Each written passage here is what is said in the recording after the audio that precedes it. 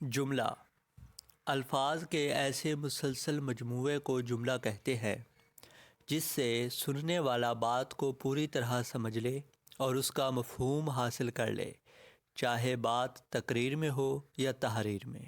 جملے کے دو اصل عناصر ہوتے ہیں۔ نمبر 1، مبتدا۔ جب کسی شخص یا چیز کا ذکر کیا جائے تو اسے مبتدا کہتے ہیں۔ نمبر 2، خبر۔ جو کچھ بھی مبتدا کے بارے میں کہا جائے اسے خبر کہتے ہیں۔ جملے کے دو بڑے اجزاء ہیں۔ نمبر 1، مسند الیہ۔ مسند الیہ جملے کا وہ جز ہے کہ جس کی نسبت کچھ کہا جائے۔ نمبر 2، مسند۔ مسند جملے کا وہ جز ہے جس میں کسی شخص یا چیز کی بابت کچھ کہا جائے۔ آئیے مسند اور مسند الیہ کو مثالوں سے سمجھتے ہیں۔ رات گزر گئی، دن چڑھ آیا، چور بھاگ گیا۔ دیکھیں ان جملوں کے دو بڑے اجزاء ہیں۔ رات گزر گئی، دن چڑھ آیا، چور بھاگ گیا۔ پہلا جزو مثلاً رات، دن، چور ایسی چیزیں ہیں کہ جن کی بابت کچھ کہا گیا ہے، ایسے جزو کو مسند الیہ کہتے ہیں۔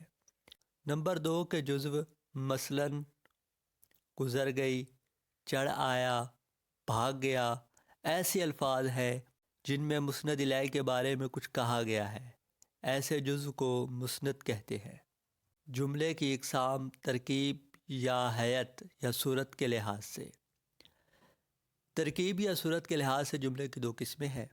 نمبر 1، مفرد جملہ۔ مفرد جملہ اس جملے کو کہتے ہیں جس میں صرف ایک مسند الیہ اور ایک مسند ہو۔ احمد لکھتا ہے، خواجہ کھاتا ہے وغیرہ۔ مرکب جملہ اس جملے کو کہتے ہیں جس میں دو یا دو سے زیادہ مفرد جملے مل کر ایک مفہوم یا خیال کو ظاہر کریں۔ مثلا ساجد اگر نہیں گیا تو میں بھی نہیں جاؤں گا۔ مرکب جملے کی دو قسمیں ہوتی ہیں۔ نمبر 1، مرکب مطلق۔ اس مرکب جملے کو کہتے ہیں جس میں ہر مفرد جملہ جداگانہ برابر کی حیثیت رکھتا ہے اور معنی کے لحاظ سے دوسرے کا محتاج نہیں ہوتا، مثلا احمد آیا اور شیر چلا گیا۔ نمبر 2، مرکب ملتف۔ اس مرکب جملے کو کہتے ہیں جس میں ایک جملہ اصل ہوتا ہے اور باقی جملے اس کے ماتحت ہوتے ہیں۔ جب تک ذیلی جملہ اصلی جملے سے ملا کر استعمال نہیں ہوتا اس وقت تک پورا مطلب بیان نہیں ہو سکتا۔ مثلا وہ کتاب جو گم ہو گئی تھی مل گئی ہے، اس میں وہ کتاب مل گئی اصل جملہ ہے اور جو گم ہو گئی تھی ذیلی جملہ ہے۔ معنی اور مطلب کے لیے دونوں کا ہونا ضروری ہے۔ جملے کی اقسام معنی کے لحاظ سے۔ معنی کے لحاظ سے جملے کی دو اقسام ہیں۔ نمبر 1، جملہ خبریہ۔ اس جملے کو کہتے ہیں جس سے کسی واقعہ کی حالت کی خبر ملے۔ مثلا عادل آ گیا، فرید چلا گیا، خواجہ چالاک ہے وغیرہ۔ نمبر 2، جملہ انشائیہ۔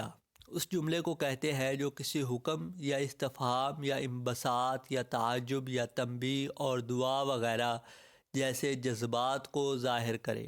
مثلا کاش وہ آگے آتا، یہ کام کرنا اچھا نہیں وغیرہ۔ جملے کی اقسام مسند کے لحاظ سے۔ مسند کے لحاظ سے جملے کی دو اقسام ہیں۔ جملہ اسمیہ۔ اس جملے کو کہتے ہیں جس میں مسند اور مسند الیہ دونوں موجود ہوں۔ مثلا رام ذہین لڑکا ہے، اس میں رام مسند الیہ اور ذہین لڑکا مسند ہے۔ جملہ اسمیہ کے مسند الیہ کو مبتدا اور مسند کو خبر کہتے ہیں۔ جملہ اسمیہ کے مندرجہ ذیل ارکان ہوتے ہیں۔ نمبر 1، مبتدا۔ اس اسم کو کہتے ہیں جس کی طرف کوئی اسم یا فعل منسوب ہوتا ہے۔ نمبر 2، خبر۔ اسے کہتے ہیں جو مبتدا کی طرف منسوب ہو۔ نمبر 3، فعل ناقص۔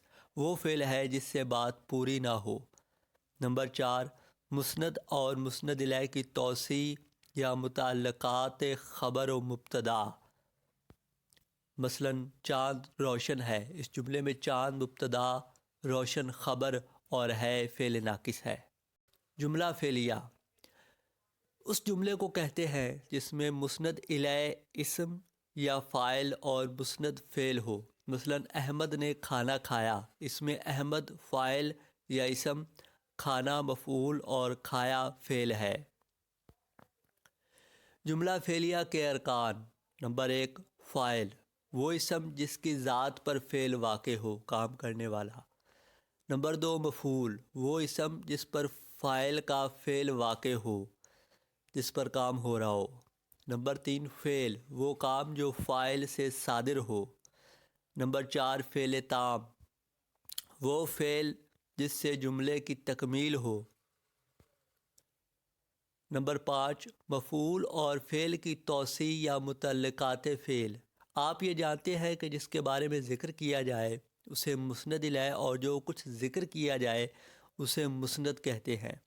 افعال تام کے مسند الیہ کو فاعل اور مسند کو مفعول کہتے ہیں۔ افعال ناقص کے مسند الیہ کو مبتدا اور مسند کو خبر کہتے ہیں۔